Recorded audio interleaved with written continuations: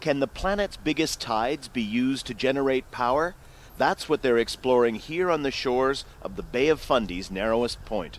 14 billion metric tons of water, more than the combined flow of all the world's rivers, moves through this passage each day.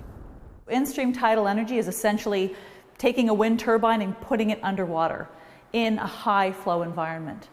In partnership with government and the local power company, a European firm is building a 15-meter wide turbine with plans to submerge it and get it spinning later this year. An earlier attempt to install such a device failed in 2009 when a smaller unit broke down hours after it was put in the water. This time is different, says the company.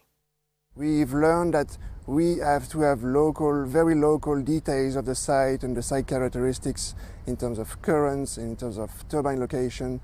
And this is really where we have learned from this past experience. And this is why we are here today, back again in the Bay of Fundy. It's low tide, and I'm standing quite literally on the bottom of the ocean.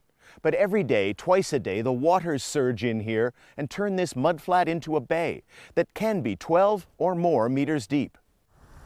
North America's first tidal project is just across the bay. The Annapolis Royal Generating Station has been producing small amounts of power since 1984. The undersea turbines are on a much larger scale. Not everyone wants them to go ahead.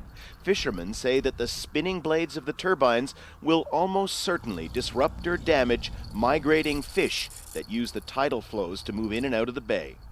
It's only clean energy if you ignore the fundamental premise that these things kill fish. Turbines kill fish. I mean, there's not a vacuum out there. There are fish living out there, traversing the area.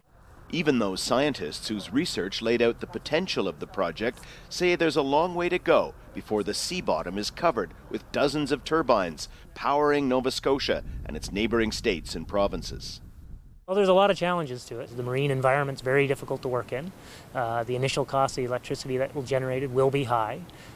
And we also have this question of what impact it will have on the environment.